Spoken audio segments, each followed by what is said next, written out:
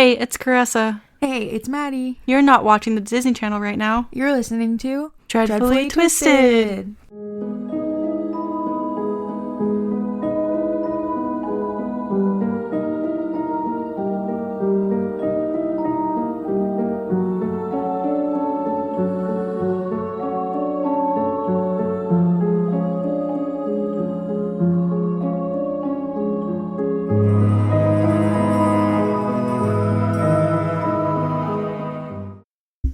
Hello, everybody. Dreadfully Twisted's back again. Dreadfully Twisted's back. Tell your friends, and family. So we're back after another 2-week hiatus. Yes. We are sorry. We missed you. Okay, life, I'm just gonna be real with you. Life has just been so busy for me. I got a new job. Well, getting a new job. So first that you're sick, and then you're so I was sick for 2.5 weeks. So that was not fun or pleasant or great at all in any way. So and then I just finally started recuperating from that, and then I got a new job. So I've been trying to do all the stuff that I need to do for that, which has been a lot. So I've been very busy. So I'm very sorry. But yeah. But yeah. So yeah. I don't know. Anything new with you? Not really. Yeah, so I got a new job. I'm leaving I don't care. I'm going to say this because I know people from my work listen to this, but I don't really care. My job was a little bit too much, so I'm glad to be leaving and finding something new. But now I'll have more time, which is so nice, whenever I do start the new job. So that'll be good. Yes. But this less week... stress. Yeah, less stress. Oh, wait. I think I had something spooky happen at my house. Ooh, spooky.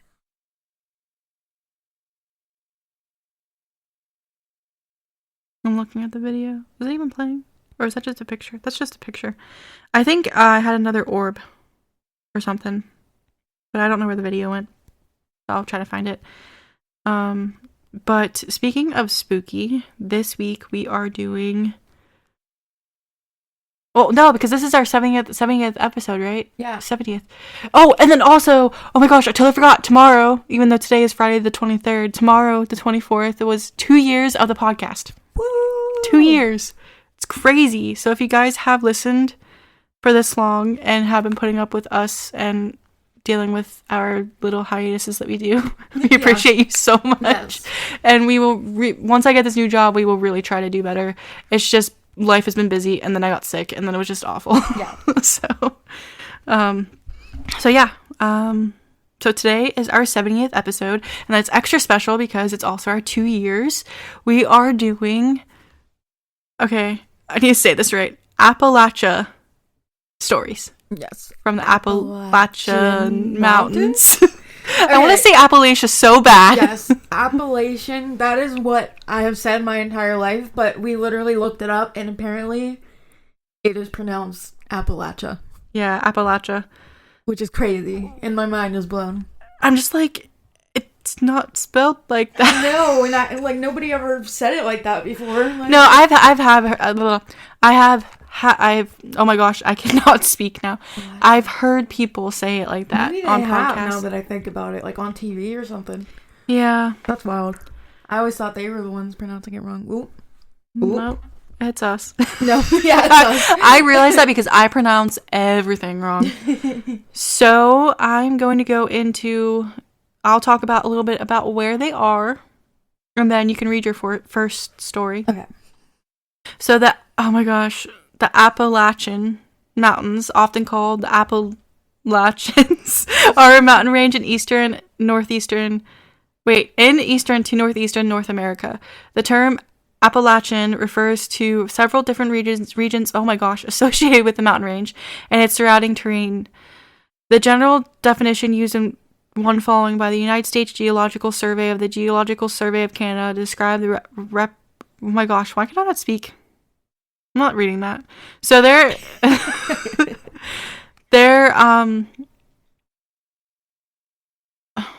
me just see what states they cover because that'll probably be easier.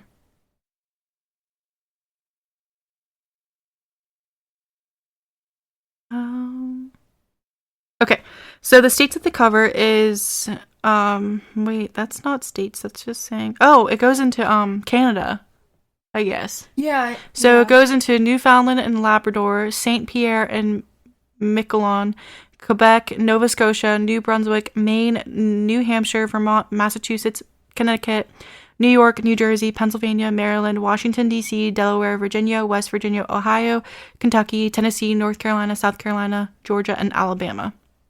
So those are the states that they cover. That's all I'm going to go about that, because that's just way too much to read here. It's just going to go into too much of it. But apparently they are older than the Rocky Mountains. Wow. So that does show something.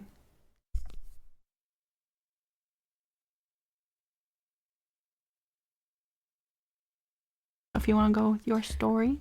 Okay. I gotta find mine. Again. First, I just want to, superstitions, like, don't walk under a ladder, stuff like that. Black cat, everything like that. Yeah. Here's some. Appalachian. Yeah. Yeah. Superstitions. Appalachian. Okay. Never close a knife you didn't open, or you'll have bad luck for 7 years. Huh? That's really weird. That's crazy. Never use a knife that you didn't open? Yeah. Never close a knife that you didn't open. Oh, okay. So, like, if you open the knife, I couldn't close it. Yeah, or if you see a knife just open, don't close it. Well, why would you want to touch a knife that's just there? It's not yours. I mean, it's probably dangerous if it's just, sitting out. I feel like I don't know. That's kind of scary now I think about it. Huh. But, sometimes people are probably just like, oh, open knife. It's instinct to just, close it so it's safer, but... If I see an open knife, in my yard or something, I'm not touching that. No. It might be part of a crime scene. Exactly. True crimers. That's what my mind automatically goes to with stuff like that. Keep a penny in your washer. Speaking of pennies, did you see that they're stopping, pennies? There's not going to be any more pennies, made. No, I did not see that. No. They're not making any more. I don't know if they're, going away altogether, if they're just, done making them. That's weird. Yeah. Don't wash clothes on New Year's Day, or you wash a family member out. I heard about that one before. I know about that one. I live by that now. Yeah. I refuse to wash clothes on New Year's Eve or New Year's Day. Oh, hey, I just said this one. Don't walk under a ladder. If you find yourself under one, don't turn around. Back up. Don't let anyone sweep under your feet. If a bad storm is coming, put a 2-edged axe into a stump facing the storm to ensure the storm goes around you. What kind of paranormal stuff is that? That's crazy. It's just witchcraft. Gonna, ignore it? I know, that's what I was... Yeah, exactly. Just gonna go around the house? That's crazy. That work? That's insane. I don't know, I kind of want to try it. But we don't live in the I want to know. We don't live in the Appalachian. Exactly. Appalachia. It sounds so weird because I feel like it should be Appalachia. That's what my mind wants to say. I know. Don't cut your baby's hair before their first birthday. Don't let a pregnant woman see a dead person, or the baby will have a birthmark. Wait, what? Don't let a pregnant woman see a dead person, or the baby will have a birthmark. Okay. That's weird. Hold your breath when you pass a cemetery, or you'll be the next to die. Oh, that's terrifying. How about I just never pass a cemetery? I've passed many cemeteries and I'm still here. Well, we also don't live in Appalachia, so... Yeah. But I can't say that I can't pass a cemetery, because there's a cemetery right by my house that I pass every single day coming home from work, so... Yeah. Yeah. I definitely don't hold my breath when I do that. But again, we don't live in those mountains, so... Yeah. But if we did, I'd be screwed, though. If those superstitions are really true, I'd be like, well, all the bad luck here. If you're walking with someone, you have to go on the same side of a post or obstacle, or it will break your friendship. I do that now. I go with the person. That's sad. I never heard about that one. I have. Never leave a rocking chair rocking, or you will invite spirits. Huh. That's creepy. Weird. So yeah, that's all of those. I have more, but I gotta get to it. But it's not. If you can go next. Oh, I was gonna try to find the one where it was like the rules of Appalachia. Give me 1 second. Okay. Oh, it's because I sent myself page 2 when I needed to send myself page 1. I have a missing persons case on here, I think. Okay, here we go. Here are the rules of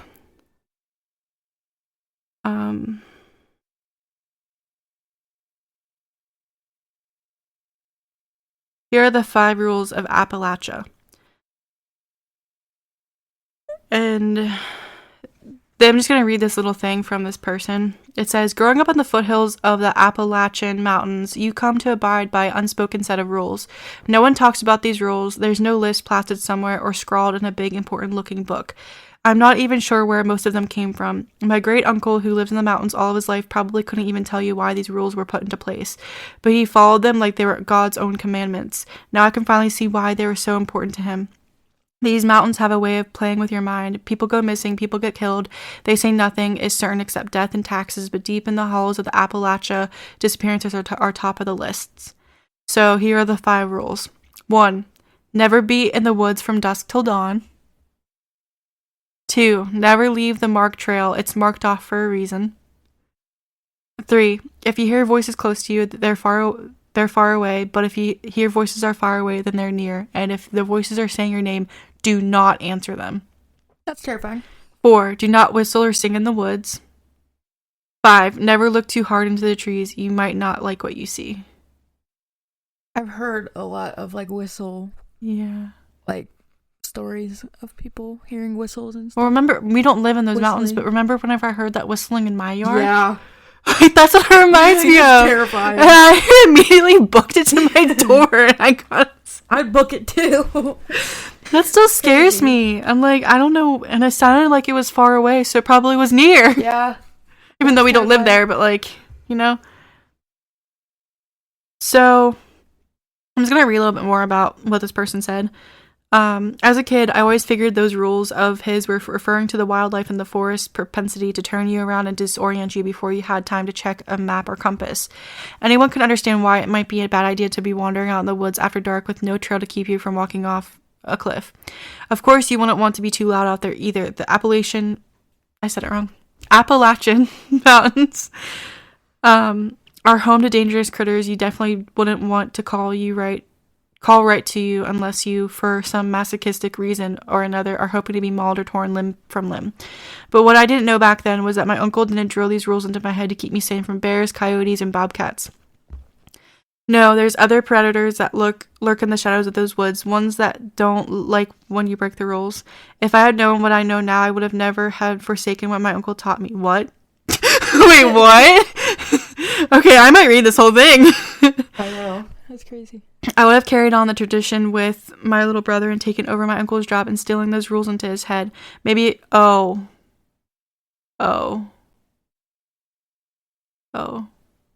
This is gonna get sad.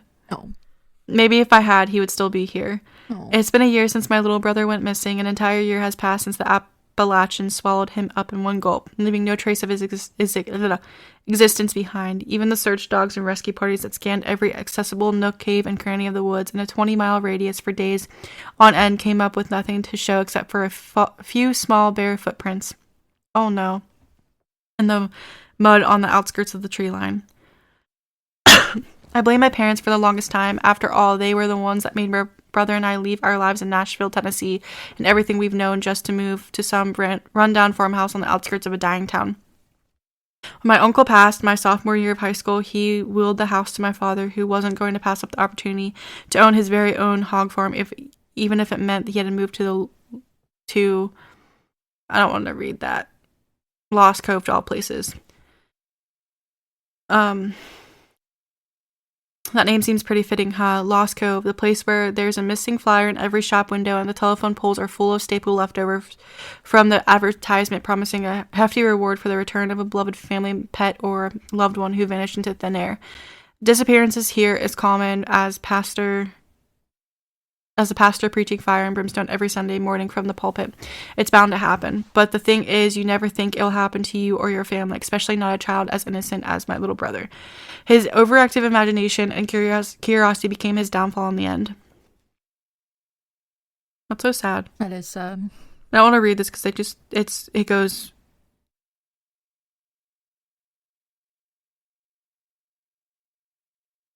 It just keeps going into, like, more descriptive. Mm-hmm. That's just, like, the gist of it. And that's so sad. That is sad. I found a really creepy one on Reddit.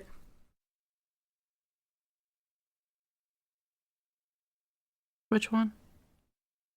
It says, can anyone identify what I experienced in the Appalachian Mountains? Okay, go ahead. I've been seeking around in some Facebook groups to try and see if anyone can identify what happened to me, so I figured I'd ask Reddit. I've been hit with the overwhelming skinwalker comments. However, someone notified me that there are no skinwalkers in the Appalachian Mountains. So please tell me what you think. Has anyone experienced anything similar? I can't find anything online about it, and maybe someone in here could tell me if they've heard of it. So I live in the Appalachian Mountains, and twice since moving here, I've witnessed something staring through my window. Ugh. 2 separate occasions, where it looks like someone I know, but it's not because their eyes are off. Oh! That's terrifying. Almost like they're too big to be human eyes, and they're almost bulging. First one was my dad, and the other was a guy who I was talking to. I know for a fact neither of them would have been staring at me through my window. First time I was laying in bed, and my, in quotations, dad was staring just through the window the window in between some bushes. Second time was years later, was in a different room, and the foundation is taller due to my land being on an incline. I got up close to my window, and before I actually got to do it, I got this weird feeling as if something was there, and lo and behold, I was looking in its eyes, and it was staring up at me. Never acknowledged either, because I'm not dumb. But does anyone have any idea of what it could be? It's been bugging me for years. Skinwalker. That's terrifying. Skinwalker. That is scary. I think, like, I guess I don't think about this because, like, I have curtains up and I make it so I can't see outside, especially at night. Mm-hmm. If I have any of the windows open for some reason and the curtains are open, I'll shut them because it freaks me out because I do not want to see anything like that. Mm-hmm. But, like, does this person not have curtains on their windows? Yeah, I don't know. Like, I don't know. It's so scary. I don't know what I would do if I saw that. Terrifying. Like, the eyes are totally creepy. So I have one here that's pretty scary. I also found it on Reddit. Everyone was saying to ask in, like, paranormal groups, too. Yeah. There's probably a lot in those groups. Yeah. I didn't even think about looking there. But also, a lot of the cryptids come from the Appalachian Mountains, like Mothman, the Bell Witch, because West Virginia is part of it. Mm-hmm. So, like, I also found a lot of those too, but I thought that would be like a separate one because those are like cryptids. But yeah. So this one doesn't have a title. It's just from people from like a Reddit thread saying, "I'd love to hear your spooky Appalachia stories." So here is this one. My boyfriend was born and raised in Jellicoe Mountain in Jellicoe, Tennessee, as his family for several generations have lived there. His dad had a story that he'd shared before he passed last year, and it's definitely scary AF. He was coon hunting with a friend when he was a young man, and they heard their dogs go after it. Y'all all know that deep bang sound they make when they tree a coon. So they heard it and they start hot-footing it up the mountain when all of a sudden these dogs start screaming. They followed the sound and came up on a gigantic black panther ripping these what? Talking is hard. No. I don't want to finish that sentence. Oh, God. Trigger warning. The dogs die. No. They came up on the gigantic Black Panther, ripping these dogs apart. One dog was already dead, another was injured and trying to crawl away. The panther was in the process of mauling the last one. They immediately fired their guns at the panther, and for a minute it acted like it was going to charge them as they fired again and shot it this time. It ran away, and so did they. They came back the next day for the dogs, but this guy refused to leave his dogs to rot. They were his pets, not just coon hounds. But anyway, when they came back, they brought 6 other people with them, all armed with guns, but they didn't find the panther. 2 of the dogs were still there, but they never found the 3rd dog. It had been dragged off. There were huge panther tracks around the area with blood from the dogs so that they confirmed that they weren't just imagining what they saw. They wrapped the dogs in tarps and to drag them home to bury them and avoid the particular area for future hunting. They never saw it again, but never forgot it either. And yes, they both were positive it was solid black and seemed larger than a regular panther should be. Somebody said, interesting, I recommend you do a little study on the Pity Pat cryptid in eastern Tennessee. So I'm thinking it could be a cryptid. Yeah. I don't want to look up. I know, that's what I was thinking too. Pity Pat cryptid. Pity. I can type. Oh.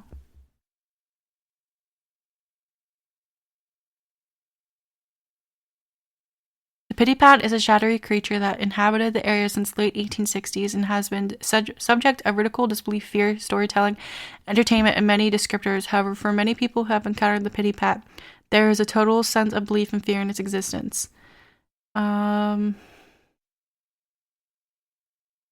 original story involved a young woman accompanying her baby in the horse-drawn carriage. Supposedly one night, shortly after making the sharp turn approaching the split between Shipley Hollow and Daughtery Ferry Road, the creature made its move on the couple and the horse.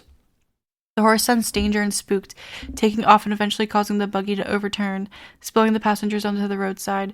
The creature had then carried off the baby, which was never seen again. That was the beginning of the set of horror accounts that came about for the next 153 years or so. What? Okay.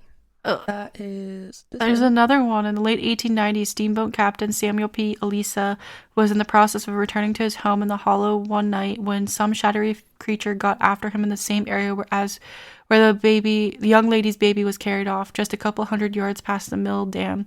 Samuel drove his poor... I don't know what that is, but drove into... He pulled up to the yard and ran to the door. He was reportedly told the house owner that he was staying at his house that night because some kind of spook was close on his heel.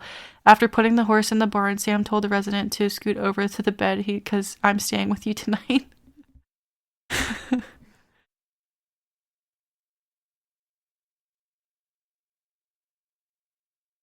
Unsuspecting people would be walking up to the hollow and they would hear pity pat, pity pat, pity pat in the darkened woods. No, thank you. Nope.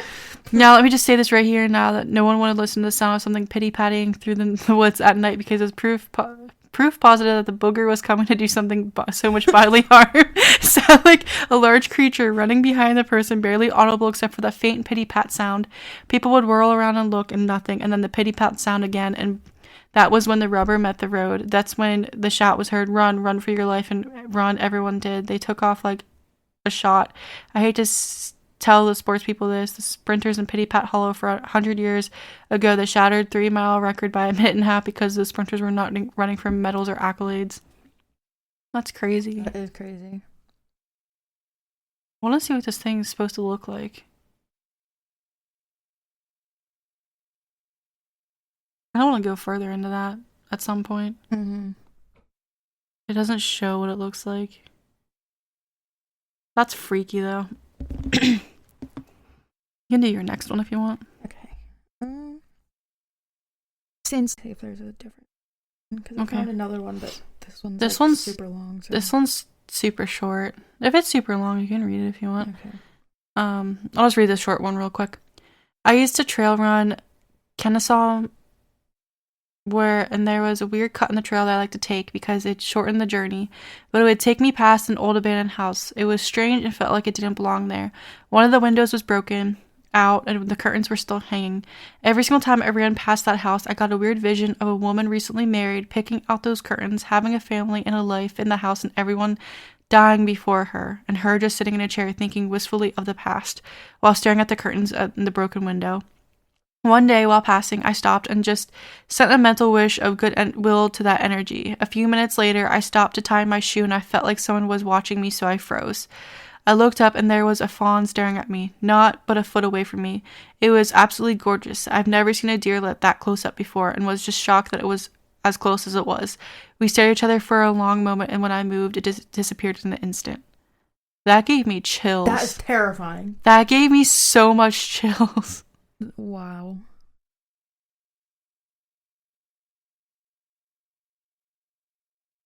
This one's pretty scary. Go ahead, you can read that one. I'm still trying to find the different. So, okay. My granny lived in a cabin on 7 acres in the Appalachian, Virginia. No cable or internet, stand naked in your driveway and the neighbors won't see kind of place. After she died when I was in high school, we moved there. I never found the place creepy, but it scared the ever-living crap out of my friends. Some background. Granny had been digging and found a very long bone buried in the hillside next to a very old liquor bottle. What this means, I have no idea. It was completely glass on 2 sides of the main road. Everyone always says that they feel like someone is watching them. It's wooded on that side and the mountains on the other. I had 3 girls staying over that night. I had passed out and they were all wide awake because they were scared. My parents were asleep. They said they all distinctly heard a coin drop on the floor and roll down the hallway. Ugh. Oh my gosh. There was a tunnel about a quarter mile up the road from the cabin's driveway. Nothing to do in that town. Teenagers sacrificed animals there in the 90s. Everyone says it's demonic. When a couple of the same friends and I were coming up underneath the tunnel at night, something was in the road and I almost hit it. It was fleshy and twisted, bigger than a raccoon and smaller than a person. I was driving so I didn't look back, but my friend turned around and got a better look at it. I, to this day, have no idea what the creature was. Stopped going under that bridge at night. Another time coming under the tunnel by myself in broad daylight, the radio cut out as I was coming up on the curve of the tunnel and entrance and started playing a very distorted and garbled clip of Mickey Mouse Clubhouse. It sounds funny, but it was chilling. Every hair on my body stood up, and as soon as I was away from the bridge, the radio signal came back in. I drove under it all the time and never had a signal issue before or since. I'm pretty sure that entire area was just cursed or something. That's scary. That is scary. If I'm driving and I hear a demonic, distorted garble of Mickey Mouse Clubhouse, I am burning that car down. Exactly. I am not driving that car anymore. I will refuse to leave and drive. That's scary. No, thank you.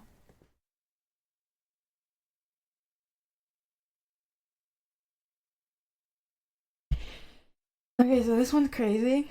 Okay. I'm just gonna summarize it because I can't find like a good direct. Hold on a second.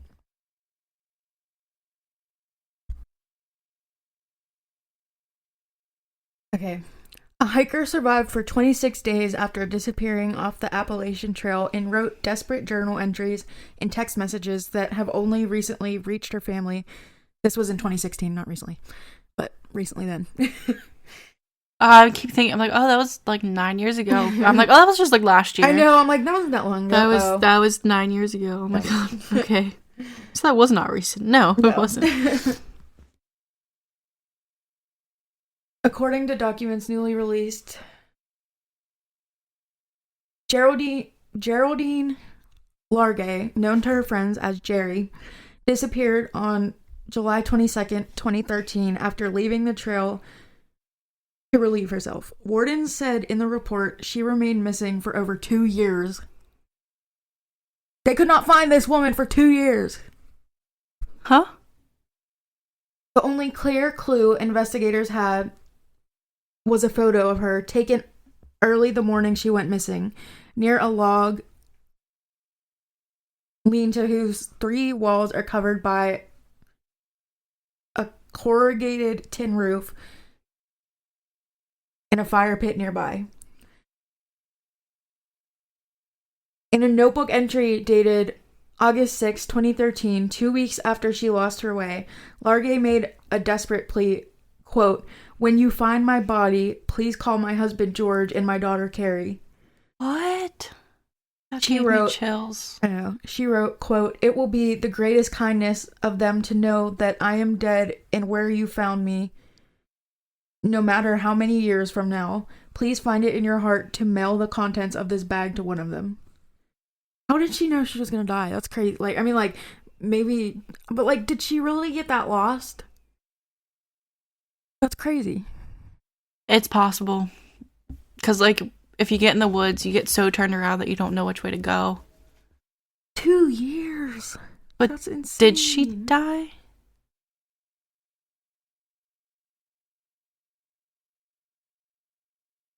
The documents show that Largay tried to text her husband after she lost her way at about 11 a.m. that day. She wrote, quote, also, this is all, like, spelled very crazily. Like, she's typing really fast. That's what it looks like. Probably panicking. Yeah.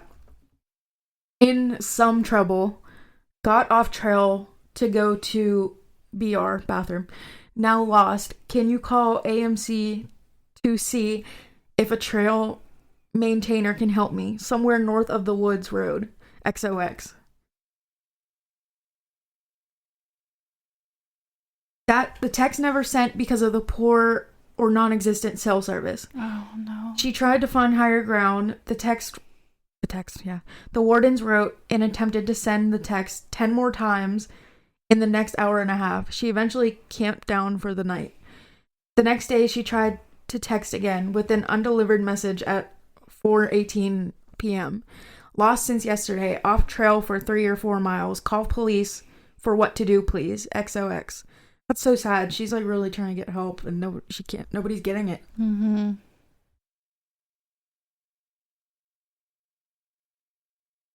By the next day, George Largay was concerned, and the official search began. That was her husband. Over the next few weeks, it expanded past the warden service to include search aircraft, state police, national park rangers, and fire departments. But she was only like 3 or 4 miles off. How did they not find her? Exactly, it's crazy. It pursued hikers, tips, scouted side trails, and set dogs to searching to no avail. Heavy rains that week obscured the trail, and Largay remained lost. A face on trail signpost for other hikers to look for. Insane.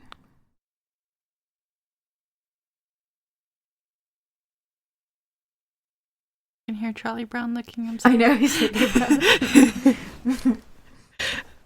So cute. They also found her notebook, moss growing on it, titled, "George, please read, XOXO."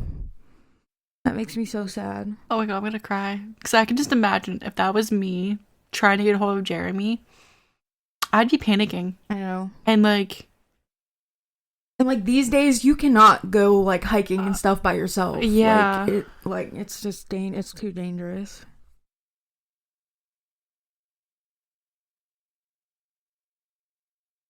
Like, I can't even imagine how scared she was. I know.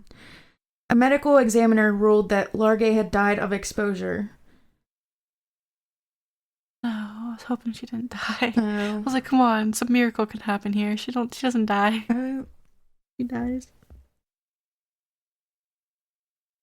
I want to see, hold on.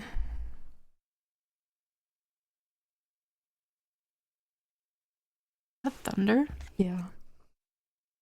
Was it even supposed to storm tonight? They found her in a makeshift campsite.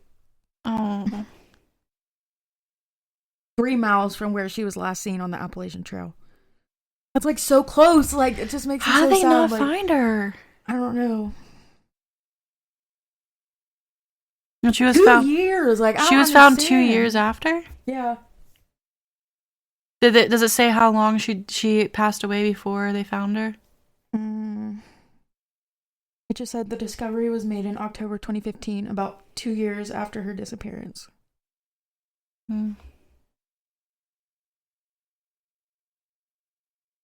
That's so sad. I feel like she just gave up. Like, she probably just gave up after trying so hard. Yeah. That is very sad. Yeah.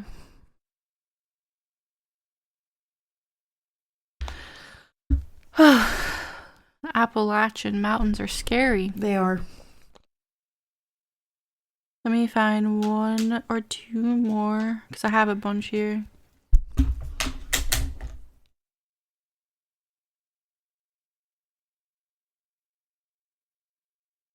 Okay, this one's pretty scary. I don't know if you ever heard of this before, but I've heard of these things before. This one's also from Reddit, I believe. But here is one. I grew up there in Western Maryland in the Appalachian Mountains. Not deer are real. So these things are called not deer. They look like deer, but they're not actually deer. They're the most terrifying thing ever, I think.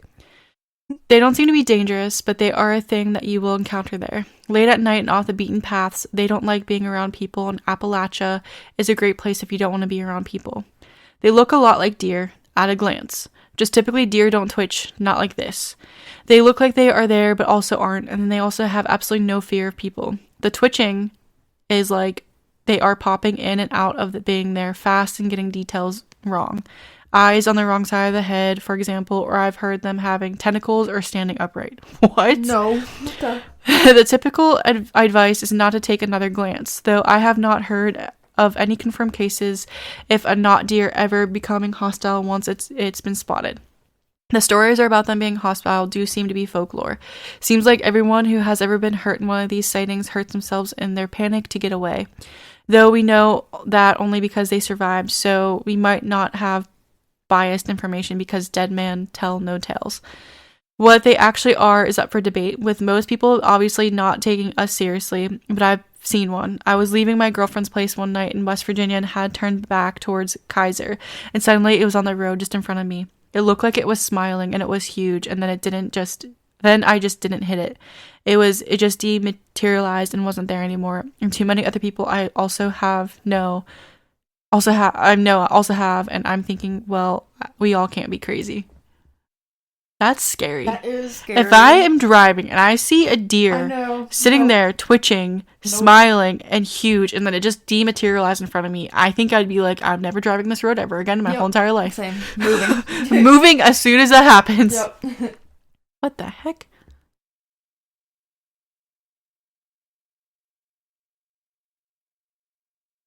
Oh, here's one, but it's kind of long. Oh, geez, this isn't really long.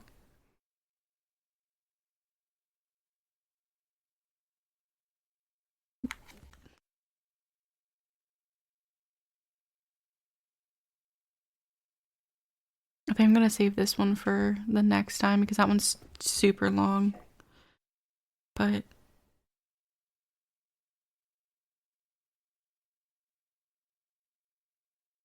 I'll have one here if you want me to read it real quick. It's kind of small. Probably be the last one unless you have other ones. No, I can't find anything else. Okay. This happened back in 2003. I lived in Western North Carolina, and I worked doing taxes back then. And every year on April 16th, when the tax season was over, I like to go hiking. It was a nice way to embrace the calm of nature after a wild and woolly tax season. One of my favorite hiking trails in the area is at Mingus Mill over past Cherokee. If you haven't been, go. It's a beautiful trail that starts at the mill and runs for a very long while by a beautiful little creek. It also goes by a very old cemetery once you get back there. So it's the day after tax season, and I'm hiking with a man that will become my ex-husband, but we were in the early stages of dating at this point. It's a beautiful spring day, clear and sunny skies, about 65 degrees for the high. We brought a little picnic lunch so we could just hike and not have to go back to town to eat. So we hiked, ate lunch on the trail, and hiked more. We hiked a long way past the cemetery, and we are pretty far out there, and it's maybe around 2 o'clock. We are way out there on the trail and haven't seen any other hikers in maybe an hour or so. My future ex is hiking in front of me on a narrow part of the trail, and we are talking. What happened next was so weird. I don't know what it was or how it happened, and it has never happened again. So we were hiking and talking, and suddenly we hear a car. And we don't hear a car approaching and getting closer. It's like if you just suddenly hear a car engine running and that popped into existence and then cut off. As soon as it happened, my ex turned around and looked at me like, WTF. I looked at him just as confused. Then we looked there for 15 minutes talking about it, and you could also feel the vibration in the ground. I at first thought maybe a Forest Service road was nearby or something, but I've looked at the map since then, and there are not one near where I think we were on the trail. Even if there had been, would have heard a car sound approach and get louder or fade away. It was like a car had just materialized into existence, the sound of it anyway, and then someone turned the key off. And since this was before smartphones, it wasn't someone playing a sound, and even if that was the case, it wouldn't have made the ground vibrate. There were no earthquakes in that area that day either. I wanted to continue hiking for another hour, but my ex was really freaked out, so we started heading back to the parking lot.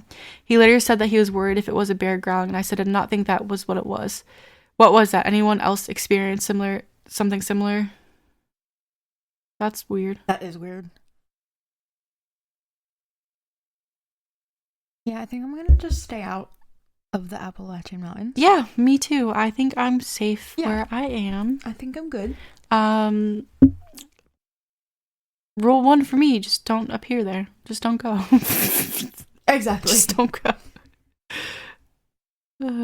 That's how you can stop it. I don't know.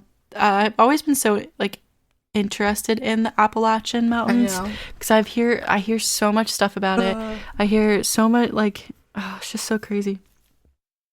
But if you guys listening have any stories about the Appalachian Mountains and you would like to share them with us, please share them to our email at dreadfullytwistedpodcast@gmail.com, or you can go to our Reddit page, r/dreadfullytwistedpod, or you can also comment on our Facebook discussion group called Dreadfully Twisted Podcast Discussion Group.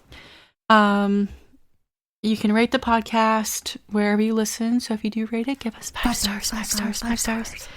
And please follow our social medias, Facebook, Instagram, and TikTok at Dreadfully Twisted Podcast, I think. Yeah. And yeah, you can listen anywhere you listen to podcasts, and please share the podcast with your family and friends. Yeah, sorry, my brain is just like, you're done for today. And we really appreciate you guys putting up with us and dealing with us not recording the last 2 weeks. Again, we are very, very sorry. It's just life just got really busy the last couple weeks with me being sick and everything. So don't worry, we'll get it together. Don't worry. We will. We promise. It's just been tough, but we really appreciate you guys, and we will see you guys next week. Yes. Okay, we love you guys. Bye. Love you. Bye.